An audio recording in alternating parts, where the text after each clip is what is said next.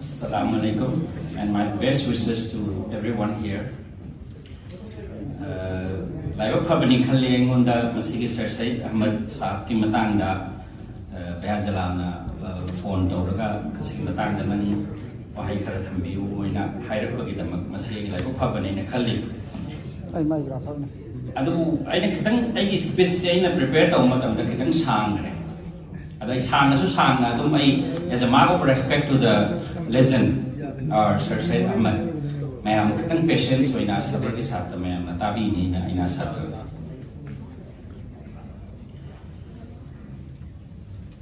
allamal insana ma lam ya'lam, meaning taught man that which he knew not. Sigi ayat, sigi verse of the Quran say sina main attraction of the AMU name.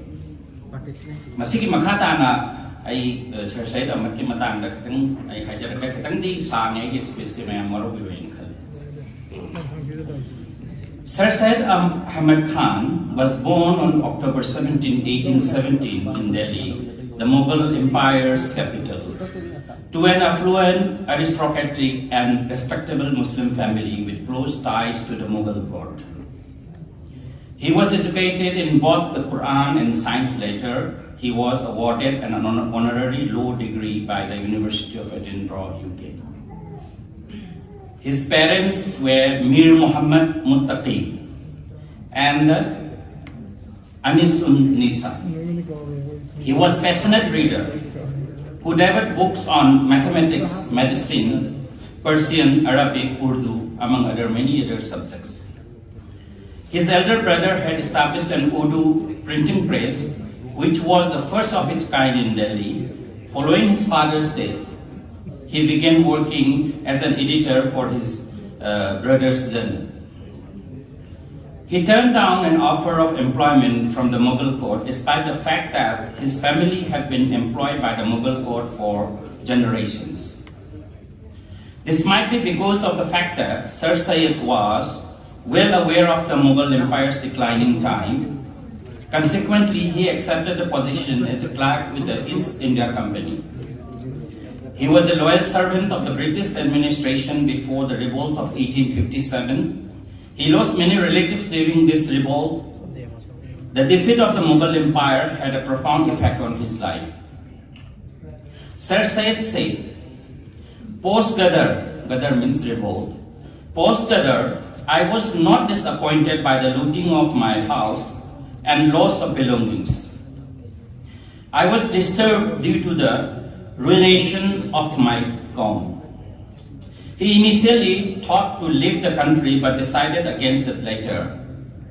He stated, I gave up the idea of migration and decided to struggle for the rebuilding of the Qawm. Sigi point cinema ki tungi life ki aduga AMU lakpa aduga different social movements sigi basis here. He wrote a profound booklet titled Asabe Bagawat a Hymn, Reasons for the Indian Revolt of 1857, in which he blamed the revolt on British ignorance and regressive expansion policies.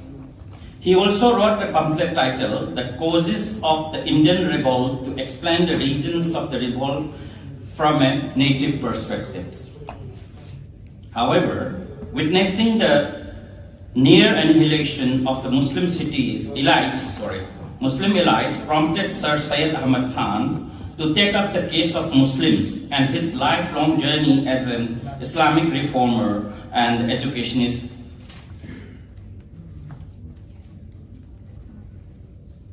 In a testament to the dedication, he was a loyalist member of the British government's judicial services. He was the 19th century's most prominent Muslim reformist and philosopher. After retiring in 1876, he was appointed to the Imperial Legislative Council in 1878. In 1888, he was knighted for his devotion. Born to wealthy family that he was close to the Mughal court, Sir Syed Ahmed Khan wore many hats such as civil servant, journalist, historians. However, he is first and foremost known for his pioneering role in transforming the educational opportunities for Muslims. He recognized that education is the most important tool through which Muslims could emerge from a position of disadvantage and compete with others who were at the pinnacle of the political scene at that time. He pushed for educational and social reforms and was a champion of democratic ideals and freedom of speech. In one of his essays he wrote, "Freedom of expression is the right of everyone. Suppression of opinions, be it for any religious fear or the fear of community and tribe or the fear of being defamed or the fear of the government, is very bad." His pioneering Hindu-Muslim unity. Sir Syed Ahmed Khan, besides being popularly well known as an educationist, a social reformer, a philosopher, and an Islamic scholar, was also known for his role in building a pluralistic society of a modern India. One of the most important things to highlight his views on interfaith understanding, which is more relevant in today's India than ever before. He was an influential figure who strongly advocated for Hindu-Muslim unity. His contributions to the unity of the Hindu-Muslim community are well known, and it does not need any further description. Sir Syed stressed on joining hands with the Hindus. His family had well-established and cordial relations with the Hindus. Sir Syed's grandfather Nawab Fariduddin Khan divided his property equally to his sons and also gave an equal share to his Hindu Dewan, Lala Mulk Chand. Sir Syed's commitment to Hindu-Muslim unity was demonstrated in his words at a gathering in Gurdaspur on January 27, 1884, when he said, "O Hindus and Muslims, do you belong to a country other than India? Don't you live on this soil, and are you not buried under it or cremated on its ghats? If you live and die on this land, then bear in mind that Hindu and Muslim is but a religious word. All the Hindus, Muslims, Christians who live in this country are one nation." Sir Syed always participated in Hindu festivals such as Holi and Basant. When he opened up a madrasa in Gazipur, he invited Raja Dev Narayan Singh and Maulana Muhammad Fashi to lay the foundation stone. This symbolized his affinity and respect towards the Hindus. He believed neither in Hindu India nor in Muslim Hindustan. He was a global ambassador of interfaith peace. The greatest example of communal harmony in modern India, Sir Syed Ahmed Khan, is a philosophy in himself. Though large sections of people raised doubts about his contributions to the community, Sir Syed undoubtedly remained a devout Muslim, spending all his life advancing the Muslim community by ensuring better educational standards for them and emphasizing on keeping pace with the Western world. American author Barbara M. Metcalf described him as a father of Muslim intellectual renaissance. His dedication to serving the Muslim community led him to be the founder of the first modernist institution in Islam. Sir Syed firmly believed that unity with both the Westerners and the Hindustanis important for community so that it does not perish. Sir Syed understood the merits and demerits of the English education system and was clear that his community must accept fresh ordeal in order to survive and succeed under existing conditions. However, Western civilization was found from the discoveries of science, triumph of reason traditions, of a practical and pragmatic life, In many ways, this ideology drifted from the traditional Muslim line of thinking. Other religious scholars went as far as to term Sir Syed as an infidel for accepting Western culture. However, Sir Syed stuck with his belief and pushed for his community to join hands with the Western world in order to flourish. The controversy. Despite Sir Syed's courageous efforts to stay in harmony with the Hindus, there was a misconception that he was a strong proponent of the two-nation theory. This is a false propaganda. After the divisive behavior of the Hindus, a lot of Muslim scholars discussed their policies at the Mohammedan Anglo-Oriental College, which happens to be founded by Sir Syed. It is true that the demand for electorates 1906, founding of the All India Muslim League 1906, and the Pakistan demand 1940 had links to the Mao College, but Sir Syed was in no way a proponent of dividing the nation. Siki point in many articles in these days, when Sir Syed says project that's not true. These ideas were simply born in the college that he founded, and the idea did not materialize until after he breathed his last. Sir Syed strived for a united country, and he envisioned a place where Hindus and Muslims or people from any religion lived together in peace and harmony. Sir Syed Ahmed Khan and his ideology. Sir Syed Ahmed Khan sought to reconcile Western scientific education with Quranic teachings, which were to be interpreted in the light of contemporary rationalism in science, despite his belief that the Quran was the ultimate authority. He claimed that religion must be adaptable over time. He advocated for a critical approach and freedom of thought rather than total reliance on tradition or custom. He advocated for the study of English. He was also opposed to superstition and evil customs that were prevalent in the society at that time. He also advocated for interfaith harmony. He was also a Christian scholar. He was also a Christian scholar who wrote a book called Commentary on the Holy Bible.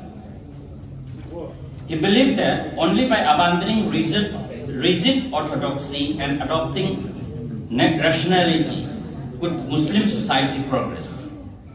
The British government bestowed upon him the Order of the Star of India in 1869. Sir Syed is thought to be the first Indian Muslim to recognize the need for a new Islamic orientation. Kita patient like tabi siya, kita reflect our tabi yoga. Educational reforms. He opened schools in towns and had books translated into Urdu. Sir Syed is best known for his pioneering role in transforming Muslim educational opportunities. He realized that Muslims could only advance if they received modern education. He started the Aligarh movement to accomplish this. He established many educational institutes to spread education, the most notable of which was the Mohammedan Anglo-Oriental College, which he founded in 1875. This was later named Aligarh Muslim University. The Mohammedan Anglo-Oriental College played an important role in the 19th century Aligarh movement, which was a Renaissance movement among Indian Muslims. This had long-term consequences for the country's politics, religion, and culture. The promotion of the two-nation theory, which eventually led to calls for the establishment of Pakistan, was an unintended consequence. He established the Aligarh Scientific Society, modeled after the Royal Society of England. This society held annual conferences and published and distributed scientific literature in both English and Urdu. Sir Syed understood that Orthodox Muslim hostility to modern science and technology would stymie socio-economic progress. He also provided rational interpretations of Islamic texts. Many Orthodox groups at that time labeled him a kafir. Social reforms. He also advocated for social reforms and was a supporter of democratic ideals and free speech. He was an outspoken opponent of religious intolerance, ignorance, and irrationalism.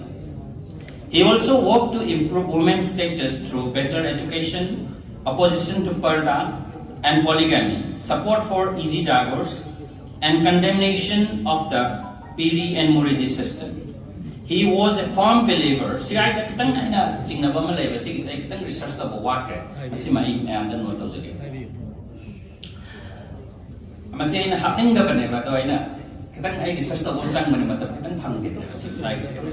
He was a firm believer in the fundamental underlying unity of religions, also known as practical morality. He also preached the fundamental similarity of Hindu and Muslim interests. The Hizbul Akhlaq, social reformer in English, a magazine he founded, attempted to raise people's awareness of social and religious issues through expensive prose. Literary works. He had written a paper titled The Cause of the Indian Revolt, in which he explains the reasons for the revolt from the perspective of an Indian. Sir Syed's Aligarh Institute Gazette, a magazine he published, was an organ of the scientific society. He wrote a profound booklet titled Asabe Bagawat in 1857, in which he blamed the revolt on British ignorance and aggressive expansion policies. He also advocated for interfaith harmony. He also contributed to the Christian community as a scholar by writing a book called Commentary on the Holy Bible and Quran. The Aligarh Movement.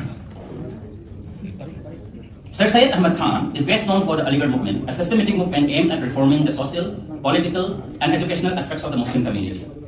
He founded a scientific society in 1863 to translate major works in the sciences and modern arts into Urdu. He released 2 journals to this end, the Aligarh Institute Gazette, which was an organ of the Scientific Society, and the Hizbul Akhlaq, known as the Mohammedan Social Reformer in English.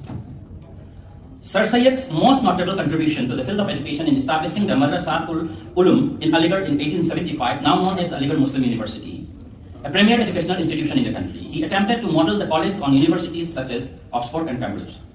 His work on Muslim education was not limited to this alone. He wanted to create a network of educational institutions managed by Muslims and founded the All India Muslim Educational Conference. In 1886, he set up the Mohammedan Anglo-Oriental Education Congress, later renamed as the Mohammedan Anglo-Oriental Educational Conference, with an aim to bring education and culture together. He emphasized the need for an autonomous Muslim institution free of any government funding. He said, as long as we depend on government for wants which are essentially of a domestic nature, as education necessarily is, we really expect to get what is simply impossible to obtain. The best educational institutions in Europe are either entirely or next to entirely free from any control of the government. He was a keen historian. He was the first person to publish an archaeological study in an Indian language. And consequently, he was named as an honorary member of the Royal Aesthetic Society. He also collected sculptures and rare artifacts, including those of Hindu deities. Sir Syed Ahmed Khan founded Mohammedan Anglo-Oriental College, which became the Aligarh Muslim University on 14 September 1920. His motto was, a true Muslim is one who must have the Holy Quran in one hand and the book of science in the other. His supreme interest was the intellectual development of the people through modern education. He wrote several volumes of modernist commentary on the Holy Quran, several books on Islam, and hundreds of articles to motivate Muslims to get modern education. He based his education philosophy on science, theology, and morality as an integrated education system. He introduced rationalism in theology and initiated modernist reforms in India's Muslim society when Muslim moral was down and prevented it from decline and cultural decay. He faced severe criticism from religious orthodoxy when learning the English language was considered sinful. His advocacy of Western education of science and English posed an apprehensions and doubts in people's minds.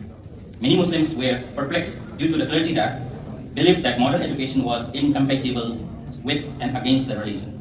In his famous speech at the foundation of Ma College, he said, "Oh my dear children, you have reached a particular stage, and remember one thing, that when I undertook the task, there was criticism all around against me. Matam mensan ya siswa dari sosok kita kata tidak betul. Memang tapi tidak dikatakan.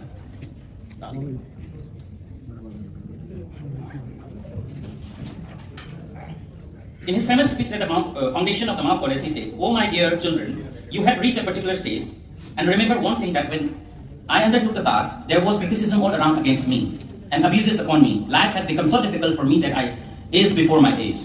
I lost my hair, my eyesight, but not my vision. My vision, life had become so difficult for me that I aged before my age. I lost my hair, my eyesight, but not my vision. My vision never dimmed. My determination never failed. I built this institution for you, and I'm sure you will carry the light of this institution far and wide. Darkness will disappear from all around." It summarizes his lifetime struggle to build Aligarh Muslim University, a fine institution of higher education in India. I think there's a little Lamai Bana Matang Kari, Hiram Bagado, Lamai Bana, see what you might come to. The real greatness of the man, Sir Syed Ahmed Khan, the real greatness of the man consists in the fact that he was the first Indian Muslim who felt the need of a fresh orientation of Islam and worked for it. This great visionary and reformer, Sir Syed Ahmed Khan, will always remain alive in our memory, inspiring the right Islamic thinking to make progress in this world and regain the intellectual leadership that was part of Muslim heritage. In conclusion, Sir Syed breathed his last on March 27, 1898, at the age of 80 in Aligarh. Sir Syed's biography, Hayat-e-Zaid, 1901, was published 3 years after his death. Safiq Idwai, an eminent scholar and critic, recently published a book on Sir Syed Ahmed Khan titled Sir Syed Ahmed Khan, Reason, Religion and Nation. He remained India's most powerful Muslim politician, with his views guiding the convictions of the vast majority of Muslims. AMU is not exclusively meant for any particular religion, but the doors of light are open for all. To shut the doors of darkness has been the message of the founder. The recent remark from the Prime Minister calling AMU as Mini India is technically what Sir Syed is all about. AMU functions every day on this principle. Sir Syed immersed his existence into establishing an educational institute because he wanted his country to prosper by leaps and bounds. His vision and mission are sacred. Here, I can bring up an African proverb. AMU is not just his brainchild. AMU is not just his brainchild. It is not only a place of learning and a temple of brilliance. It is a sensation shining like a bright shaft of sunshine over the Indian subcontinent. Sir Syed was a very influential figure in Indian history. His noble status and modern upbringing set the way he thought about the world. He was a free thinker and had progressive views about the rights of women and the education system. His worldview was way ahead of the times back then. Sir Syed was never afraid to stand up for what he believed was right. He expressed his views openly and demonstrated his support for issues he supported. He had large impact on the socio-economic development of the Muslim community. Despite popular belief, Sir Syed was a firm believer in the importance of Hindu-Muslim unity for India to prosper. He realized that together we can achieve more, and he strived for a united country until his last breath. I personally feel great sense of pride in knowing that our nation produced a personality like Sir Syed Ahmed Khan, a reformist who realized the importance of communal harmony way back in 19th century. He was an unparalleled crusader, the champion of the cause. He used religion to knit the tangled threads together. A Raj royalist or social reformer who transformed education for Muslims, regardless of how he perceived, Sir Syed Ahmed Khan left an indelible mark of India and remains a legacy by himself. May the Almighty make easy in his voyage to heaven. Amen. Thank you.